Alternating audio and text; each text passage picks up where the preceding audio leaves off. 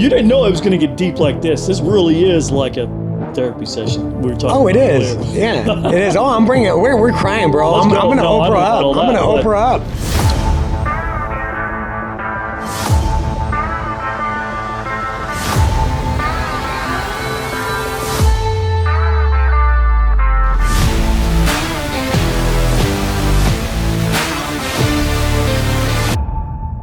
Welcome to Evolve Your Brand Podcast. I'm your host, Oliam Merkes, and my guest today is the one and only Jake Smoke. Dude, I'm stoked to be here. Also known as the Badass Miracle Worker. Okay, so what's the story behind the real estate and the... Bro, there's a few stories, but the name, the Badass Miracle Worker, this is a little bit longer, the Badass Real Estate Miracle Worker, was given to me by a client. When you go to bat for your clients multiple times, I help them sell a home, then I help them buy a home. When you knock it out of the park for them, and they give you a Yeti cup that says the Badass Miracle Worker, dude, I'll take that all day long. So as we are Evolve Your Brand was actually, your clients came up with your brand. Sweet. Yeah. Nice. Yeah, I'll take that tagline all day long. Like, you just got to be there for your clients day in and day out. And it shows. When you love what you're doing and you're passionate about it and you're a Marine and you kind of really don't give a shit, you're like, let's just knock it out of the park. You've got to crush it. So we are going to get to that story later on. But First, we're going to do 60-second rapid fire get to know Jake Smoke. Are you ready? Maybe. Are you ready? You have no choice. Okay. Let's do this. If you had to eat one meal for the rest of your life, what would that one meal be? Peterson's Donuts. Okay. There's a story behind that. We're not going to talk about that right now. Your favorite kid? Whoa. I'm going to say Violet, my puppy. Nice. Nice. Okay. So we don't need to ask dogs or cats. Yeah, dog person all the way, bro. All the way. Okay. Baseball or football? Baseball. Padres or Angels? Padres. Okay. Favorite pastime activity with the family? Getting outdoors, hiking, mountain biking. Okay. Your favorite part about San Diego? Oof, the fucking sunshine. Sunshine. Yeah. And we pay for it. And we pay for it. We pay the sunshine tax, but I love it. I mean, we live in paradise. Okay. What is the unknown fact about the city of Oceanside? Oof. Unknown fact. Man, unknown fact. If it was unknown, then I wouldn't know about it. Bro, you stumped me on that one. It's all good. That's what we do. Fact. So what is the one thing everyone should do when they go to the city of Oceanside? Honestly, there's a handful of haunted places. So there's like an old cemetery off the 76. It's right near the Mission. Okay. You can't go in there without permission, but you can go around it. But to my knowledge, there's a few handful of haunted places in Oceanside, which is pretty cool. Okay, that's a little. Yeah. That was unexpected. Okay. I was thinking the Top Gun house, maybe the pier. You went ghost. Oceanside's got some history. Okay, favorite movie of all time? Oh, bro, Weekend at Bernie's. That's some funny shit. That's some funny shit, huh? Okay, and if you had to. I asked this of a previous guest who didn't answer it. If you had to have a glass of whiskey with anyone from the past, who would it be? Fuck. You know what? I like Denzel Washington, the actor. I mean, he's okay. To my knowledge, he's a pretty fucking squared away, solid dude. Sweet. And what question would you ask him when you sat down?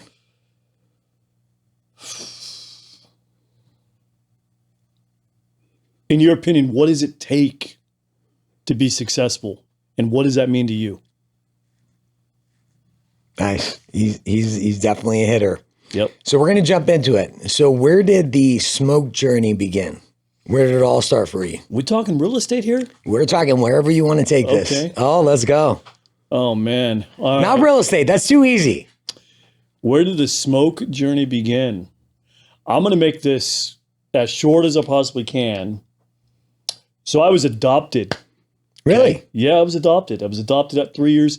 Efren's over here. He had no clue. I was adopted. And so Smoke is my biological last name. Okay. But I didn't carry Smoke the last name of Smoke for 20 something years. So right before having our first child, my wife and I changed my last name back to my biological last name to Smoke. My wife and I both did. And we did that for our children. So you asked about where did the Smoke journey begin?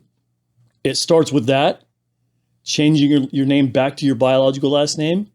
And in a way, it's a reset. It's a start for my whole entire family tree, starting with me and going down. Legacy. So what made you, like, you said you're right, but what made you guys decide that you wanted to do that for the family? Simply put, I met my biological family after 20 something years of not knowing them, not knowing who they are, and going up and meeting them out of the blue. And the moment the first contact happened, my sister opened the door and immediately you're like, fuck, we're related. Just by body language, by mannerisms, by how we're speaking, how we're holding ourselves, what we say, what we do. Now that's nature, that's not nurture, right? When you grow up in a household, you're nurtured by your parents. But back to that point, that's nature because that comes from family. That comes from your biological tree, right? So I haven't seen my sister. I don't ever recall ever seeing her, but I didn't grow up with her. Right. We had met again after 20 something years. She had been looking for me and we clicked like that. So how did that, I'm curious, like if she was looking for you for 20 years, how did that all come about? Bro, so quick version, Ancestry.com and MySpace. MySpace, this is a while back. Bro, this is a while back. It was right before Facebook. But doing some digging, some intel. I knew I had siblings. I knew I just had to dig for them. And they had already basically input information into these different databases because they were looking for me. So when I went to go and look for kind of my family tree, it was probably a little bit easier than it normally would have been. Right. But that was, 12, 13 years ago, right? This was going down. So it all happened in probably about a week and a half to maybe 2 weeks. I sent them a message online on social media. And 2 days later, I'm driving up to the Bay Area to meet my family for the first time in 20 something years. So are they from the Bay Area? Did you grow up in Orange County or in the Bay Area? I grew up in San Jose, up in Northern Cal. Got it. Yep. Okay. So, and then for the first 10 years of my life, while I lived up in the Bay Area, I lived 10 to 15 minutes away from my biological family. No way. Yeah, bro. That's pretty That's a cool story. You didn't know it was going to get deep like this. This really is like a therapy session. We were talking about it is. Earlier. Yeah, it is. Oh, I'm bringing it. We're crying, bro. I'm going to Oprah up. I'm going to Oprah up. But yeah, there's so much. So that story, let's go on a deeper dive on that later, but that's around a campfire story. There's so much more that. Right. It's cool. That's deep. That's deep. Pretty, and it's ironic because Dylan is 13. So you literally just, this was 13 years ago. We changed, back to biological last name because of my firstborn child. Well, I will give you feedback from a branding perspective. I don't know what your former Smoke is pretty. But Smoke is badass, right? So it's so unique. It's catchy. It's, people love it. And I'm like, hey, it's biological, but I'll take it. I'll run with it. And, it's funny. You asked that question. And I was thinking real estate and I'm like, okay, how else can I spin this or start this? And yeah, it's right. That is a cool story. Straight from the heart. So have you guys ever talked about adopting as the kids grow older? Have you ever thought about it? No. Well, we have. Yeah. We have. So my wife asked me that question early on. I don't know if it was after child number 2 or number 3. And I'm like, nope, no way. Okay. Because I already have kids of my own, I'm not going to go through that process and get an adopted kid. Right. Now, if we were unable to have children, it would have been a different answer. Got it. For sure. I would have been all for it. But yeah, it's crazy. It absolutely is incredible being a parent and the people. I mean, I had no idea the adoption is incredible. I mean, if you can raise someone else's kid as your own, that's amazing. It is crazy. It's incredible. There's so much. I don't have adopted kids, but myself to this day, my adoption records are still sealed. Really? Yeah. So in the state of California, your records are either open or closed, sealed. So Forever? to this day, well, you can get a court order to have them unsealed. Got it. And and by the way, before I changed my last name, we did DNA testing with my dad, my biological dad, met him. We talk. We found another brother who's biological as well. He did DNA testing. It all matched. So it was not an easy decision, and it wasn't a quick decision either. But we're like, you know what? Let's do all these, make sure we check all the boxes. What's the biggest impact it's made on how you live life? Like meeting your biological family and changing your last name. What's the biggest impact? So I'm going to try to put this as simply as I put. My adopted family, I am so thankful for them, first and foremost. They're the ones that raised me. Right. Okay. But also 20-something years of growing up, from the get-go, I was different than my adopted family, right?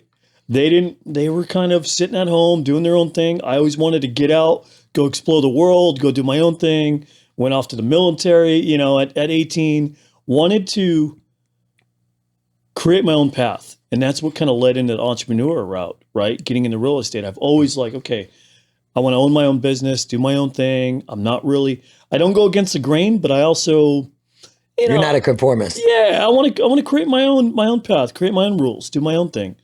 So with that, I was always thinking and wanting more, wanting to be better, wanting to be different. And so this reset or fresh start or starting from the ground up with smoke and with Team Smoke and with real estate and everything else I have going on in my life, it's a new beginning. What besides the adventure of joining the Marines, how long did you serve? Thank you for your service. How long did you serve? Appreciate it, bro. 5 years. 5 years. Yep. What was the biggest takeaway you had from the time that you served? The Marine Corps, it's fun times. There's a lot of, in our time there's a lot of BS that happens. That's how it goes. You got to roll with it. But it enables you to learn how to operate effectively with all walks of life. People from all over the world, all over the U.S. You've got to understand how to work with people. And that rolls right into real estate. I was going to say, I'm sorry. The next question was going to be what's the synergy between serving and being in real estate? It's very similar. It's very similar. And, the Marines, especially the Marines, but all branches who get into real estate, generally they do a pretty damn good job because they've got the grit, they've got the determination, they've got the work ethic, they've got a better understanding of different types of people, because in real estate, you've really got to figure out and learn who you're working with on a daily basis, whether that's your client, whether that's the other realtor on the other side, the listing agent, the buyer's agent, and then escrow, title, and the million other services that are doing work to make sure that purchase or that sale goes through. And you've got to be a team player. Right. And often when people bring up issues or concerns, okay, nowadays I don't even sweat it. But the question is, what are we going to do to work through it, and what's a possible solution? The badass miracle worker. The badass miracle worker. Let's step it up. How did your time in the military help you become a better entrepreneur? Grit and determination. So in the Marine Corps, it's the fucking not bottom of the totem pole, but when it comes to funding, you've got to learn how to adapt and how to make things work. And often you're working on equipment that's 20, 30 plus years old. And they're like, we're not getting new shit. Right. It's broke, fix it. So same mentality as we roll into being an entrepreneur in real estate. You can't always get the latest and greatest, shiniest thing. Right. And also when it comes to your clients are like, oh, I want a home that's, looks like $5 million, but they have a $600,000 budget. You've got to learn how to enable them to adapt to what's realistic. Right. How difficult is it to be a realtor or a real estate agent in San Diego? Like, is it more competitive than other areas? Like, what's the experience like for you? Have you done transactions in other states? I haven't, but I communicate quite a bit with realtors from all over the U.S. I mean, it's very competitive. Okay. There's a ton of real estate agents within San Diego County. But also, you've got to understand, out of that 20 something thousand real estate agents in San Diego County, how many of them are actually putting in the work and the effort day in and day out to be successful? And people have different ideas of what successful is. But again, I think the number is, the average does 4 to 8 a year. Okay. Now, by all means, I'm not a rock star. Okay. But I'm building out a team. I'm doing what I got to do to help other real estate agents grow and be successful.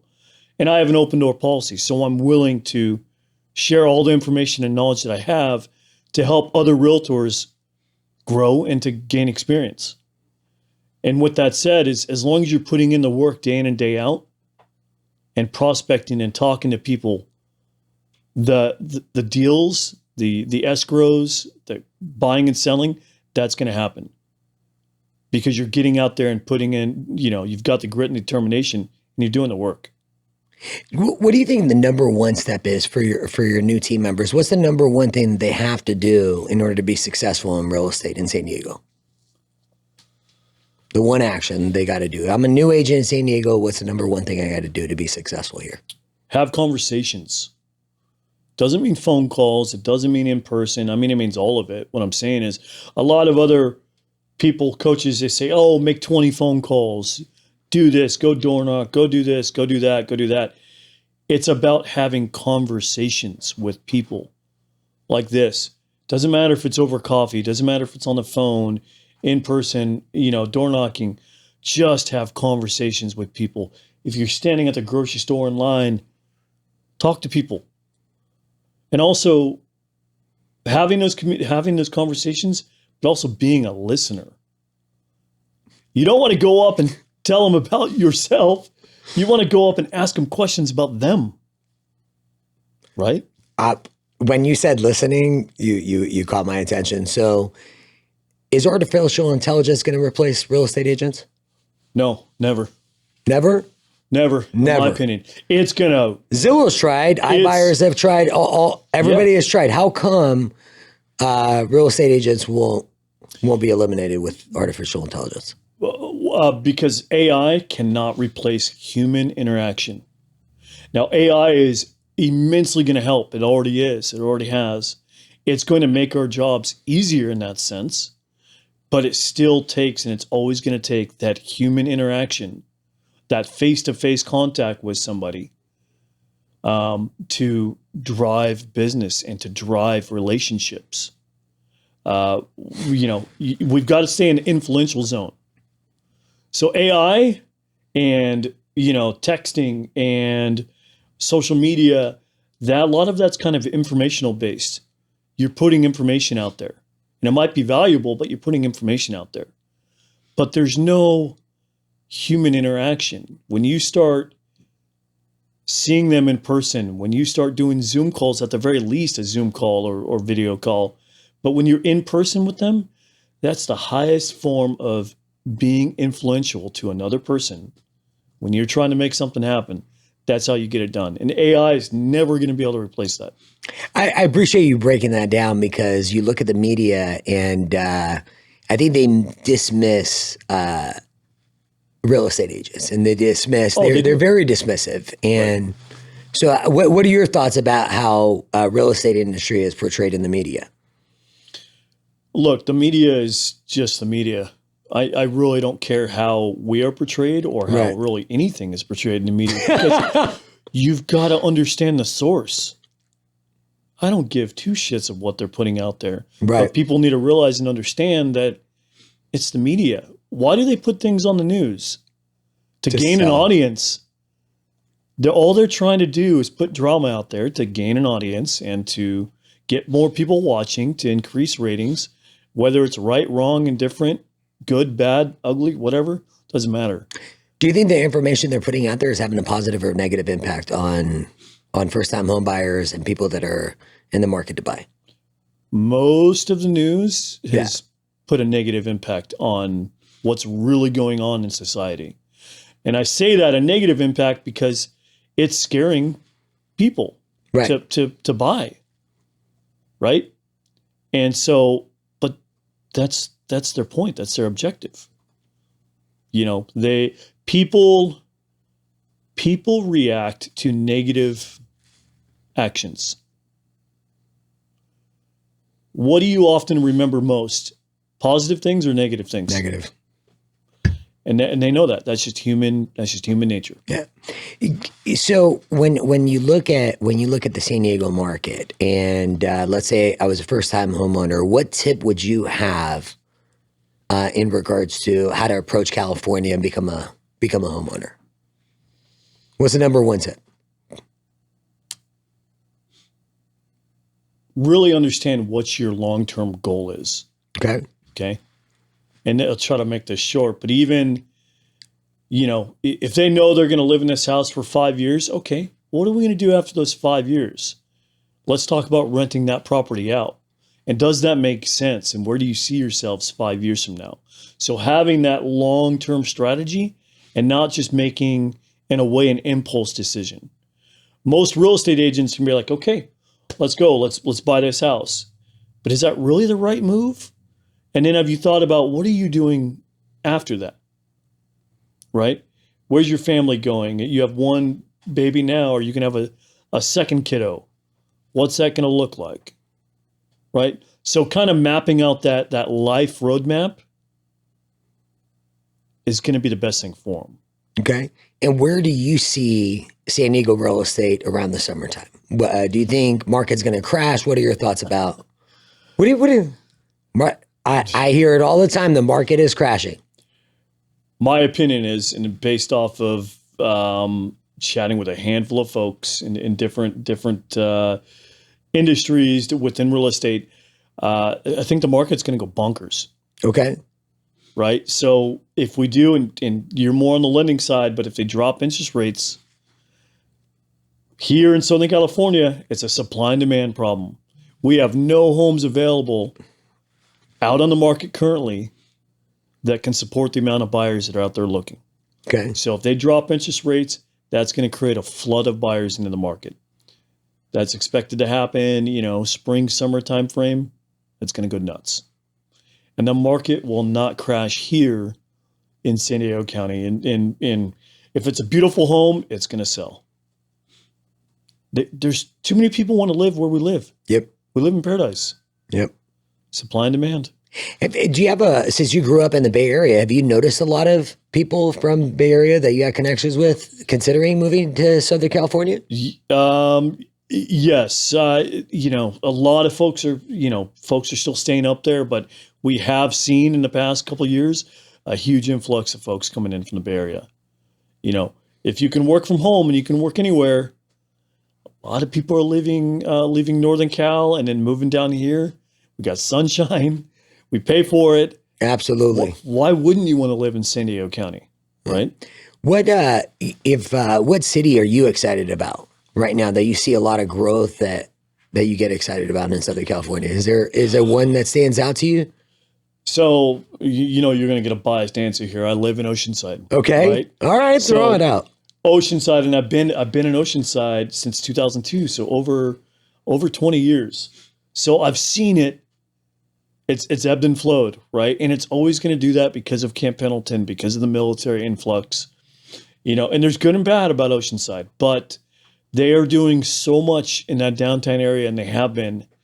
It really is turning into something really unique, and it's on the map, and it's not going anywhere, right? It was really back in the day, really a nice kind of a little bit of a smaller city. Right. But since all the new high rises, the new hotels, new restaurants, it's the last coastal Southern California city that's still, you know, decently priced for Southern California standards. You didn't say affordable. It's like affordable, California, affordable. You saw that, huh? Yes, I did see that. Where would you, if you were to buy, if you were to invest in a state, what state would you invest in? Invest. That's interesting. So actually, my wife and I were looking at Look, Georgia, and we're looking at Alabama as well. Okay, Yep. nice. Are you getting a Investment second properties. home? We're looking at investment properties. Okay, there you go. Because again, aside from a primary residence, how do you build wealth? And you know the answer, but what type of income is the least taxed? What we do for a living. What we do, and if you're in real estate, well, as a real estate agent, you also get further tax incentives. Right. So makes sense, right? No brainer to me. And if someone's got the ability to get a home equity line of credit, should they? Right now, I would say with inflation, recession soon to come, it absolutely like lock in what you can. Yep. Because I would rather have the access to the funds versus not have them. Save it for a rainy day. Amen. Doesn't mean you have to use it. Yep. But if you got the ability, if you got the equity in your home, save it for a rainy day, just in case, right? Yep. Yeah. Next question I have for you was when it comes to like your push with your team, serving the military community, what's in store for Team Smoke over the next 12 months? Where are you guys going to be in 12 months? So I'm in no hurry to grow the team out to a large footprint, but grow the team out steadily. You know, grow it out. Get a couple more team members on board, and really, what it comes down to just providing a kick-ass and badass level of service. Badass. You know, yeah, just providing value everywhere we go, being top of mind.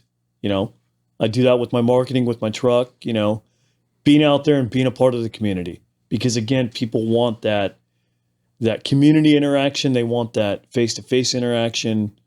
So many people are stuck behind their phones, behind their computers. Get out there and do more. And that's the intent with the team. Yeah, and kudos to you. I mean, you've invited me to a couple of events, and it's challenging me to go out there. So let's go right into branding, because I know how passionate you are about your brand.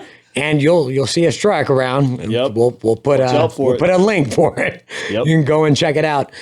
When it comes to your brand, what is your approach with your brand, and how are you leveraging like technology and video to continue to grow your brand? Video is king, right? And so getting everything out there, we've got to showcase what we do day in and day out.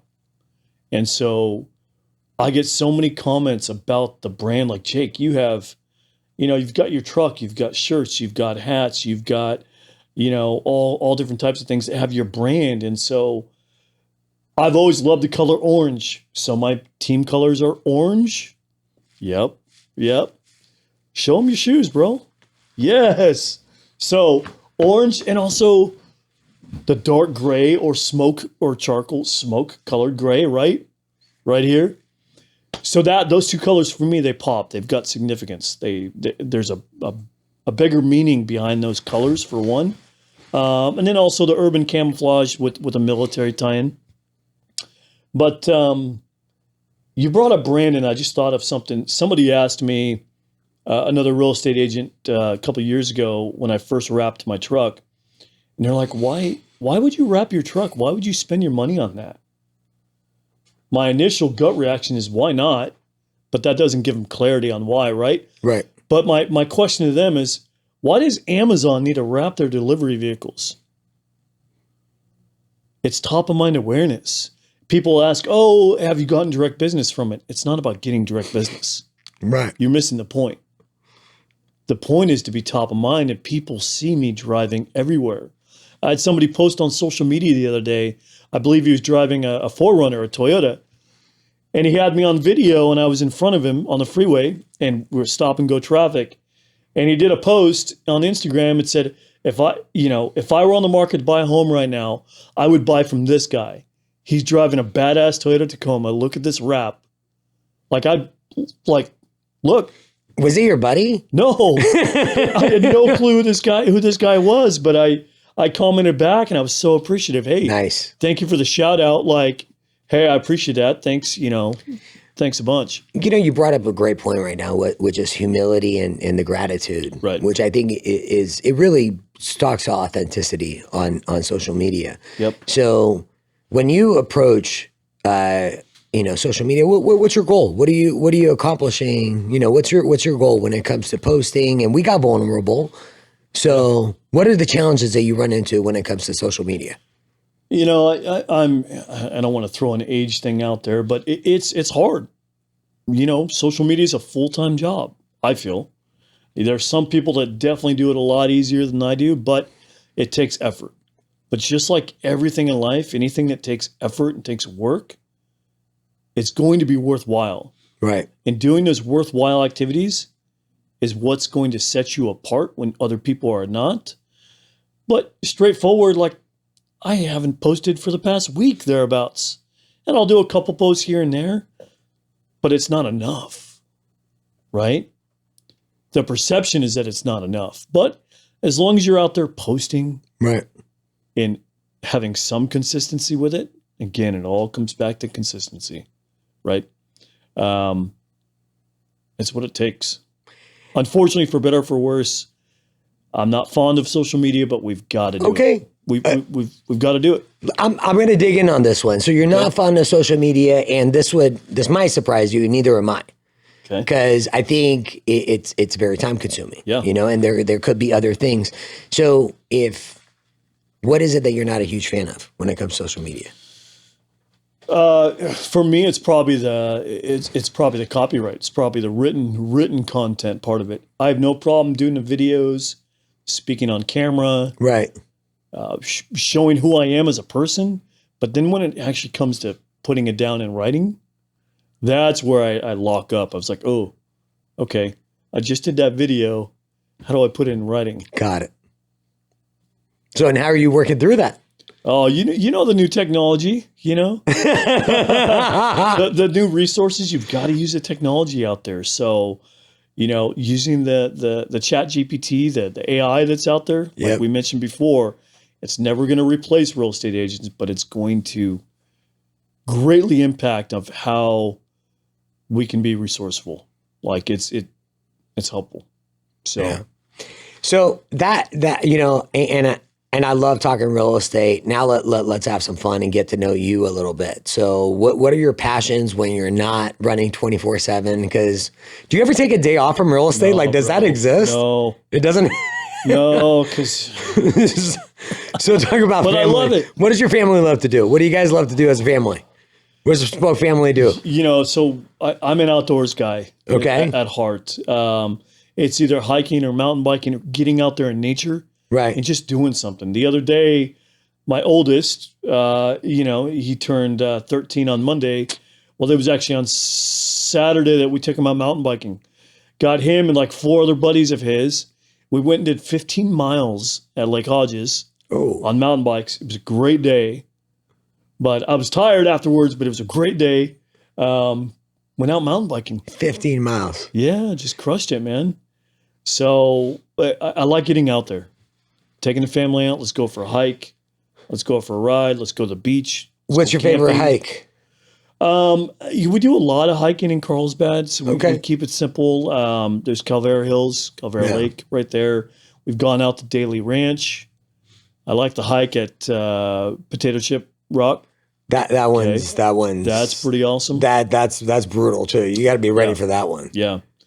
So really just getting out there, often people are like, oh, we're going to the movies or we're going and go to that. And to me, I don't want to sit and fall asleep and watch a movie. It's fun, but I can do that at home. Let's go out and do something where we're together. We're having fun, having a blast. Is a whole family outdoorsy? Most of them are. Of course, we all have our moments like, right? I don't want to go to the beach, or I don't want to do this, or I don't want to do that. Like, Oh, well, suck it up. Let's go. What about the boys in their travel ball? Like, do you get involved in that? Kids, do I get involved in that? Whew. So kids in their sports, baseball, right now it's like 7 days a week. Well, you're a chauffeur, so Yeah, that's like, all we're doing. Okay, The what's wife and I divide I and miss conquer. travel ball. I miss travel ball. What's your favorite part about travel ball? So fortunately, like when you say travel ball, we don't travel out of state Right. like a lot of folks do. They travel to Arizona, they travel to Nevada. With my real estate business and the amount of time that I don't have, we're like, hey, look, we'll get you involved in travel ball, but we're not doing the multi-state type of travel ball. So we just enjoy the development that our son is getting. Like Little League is great. It's amazing. But again, working with those other players and developing those skills at a higher level, that has helped immensely. And we can see that in our oldest. And so then he takes that back to his Little League and he crushes it. So that's you've got to get you've got to get different exposures, right? And don't be afraid to be the smallest person in the room or the weakest person in the room. Because you are, again, kind of back to real estate, you've heard it. You are who you hang out with, right? I was just thinking the same thing. If you hang out with rock stars Yep. and badasses, it's naturally going to come, right? Speaking of rock stars, who are the 2 to 3 rock stars in San Diego? It doesn't matter the industry or whatever. Who are 2 or 3 rock stars that you follow and you appreciate the hard work? I've been following a couple of them. So even like Gabe Mendez. Okay. I first started out in real estate with C21, Century 21 Award. And You that's did? where he started out with. So following him, and he's younger than I am, like he crushes it. Okay.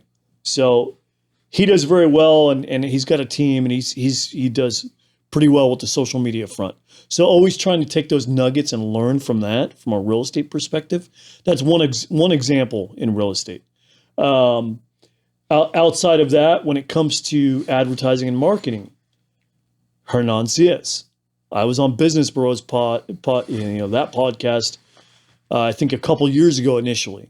I saw When it. I first got into real I estate, saw it. when I first got into real estate, I started following him. And him and his brother were doing it. It's crazy.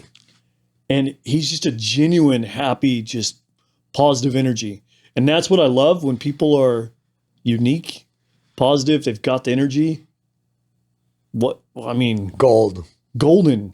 Gold. Right? So those are two, in my opinion, two great examples of what you can do and how you can utilize, content and content creation and social media. Great people to follow. What is one thing you would improve about real estate? Is this only about real estate? Just real estate. One thing. If we went to state of California, So what's one thing you would improve about California? Forget it. This is hard, man. So this is because there's a lot. And this That was a isn't loaded real question, estate, by the way. yes. This is human. So this is communication. I hate email, and it's just me. I hate email. It's archaic. People lose fucking emails left and right. Someone shoots an email, and if you don't answer it, then it gets buried. People are like, "Oh, didn't get my email." I'm like, that was fucking 100 emails deep. Communication. I think we all need to, instead of pointing the finger when there's issues or problems, involve everybody. We're all a team to make sure this deal, this purchase, this sale, to make sure it goes through. None of this kind of behind the scenes to make things work, but put it out there. Hey, this is the problem. We've got a possible solution. This is what we're going to do to make it right, or make it different, or make it to the finish line. We all need to do a better job at communicating. I'm not perfect. Okay. And a lot of time that's actually like picking up the phone and talking to somebody. And often there's a lot of email. There's a lot of email that goes back and forth, but picking up the phone and communicating. Again, we've got to have that human interaction. Or doing a video. Makes doing all a the video difference. message. My man. And then you can see body language. You can see how they're feeling. You know, if they look like shit because they woke up on the wrong side of the bed, whatever it is, how they're carrying themselves. And I swear quite often, forgive me, my military days, I do not mean to be disrespectful to anybody, but it's how I operate. It is what it is. Yeah, it is what it is. What's the number one thing you're looking forward to for the rest of this year? I'm looking, I mean, that's another loaded answer. I'm so excited just to get out there and to be a face for the EXP Military Network. I'm the state squad leader for the state of California. Congrats. So appreciate it, man. So getting out there within the military and veteran community is a huge driving factor for myself and for the team for this year. But also being a resource and providing value, having that open door policy. I just want to help. And I think if you're willing to help people, whether it's other real estate agents, buyers or sellers, it doesn't matter. It's going to happen. Business is going to come. Doesn't matter if it's a down market, if it's an up market. There's a lot of real estate agents out there that are just nervous, shaking in their boots because maybe they might not have something coming their way. Things have gotten slow for some of us, even myself. You just got to get out there and keep going. Double the leads. Yep. Double the leads. So, Jake, thank you so much for being on. If I want to find you, what are your handles? Throw it out there. What's your contact information? Bro, appreciate it, man. So you can find me on Instagram, Jake.Smoke, even on YouTube, Jake Smoke. You can find me there. Facebook, same thing. It's all pretty uniform. Reach out to me, hit me up. My phone number is 760-429-5533. Reach out. If you got questions, I got answers. And last but not least, what is your favorite quote of all time? Oof. Oh, God. There's so many quotes. Or your favorite saying of all time. What mantra do you live by? I like forget about it and drive on. Shit happens. Forget about it and drive on? Yeah. Where'd you get that? Shit happens. Fuck, yes it does. Life is going to throw you fucking curveballs. My life from birth to adoption to everything is a big curveball. Don't try to change what happens to you. Change how you react to those events. And if you've got to forget about it and drive on, let's go. And you live a happier existence. Yeah. Thank you so much, buddy. Appreciate we appreciate having you on.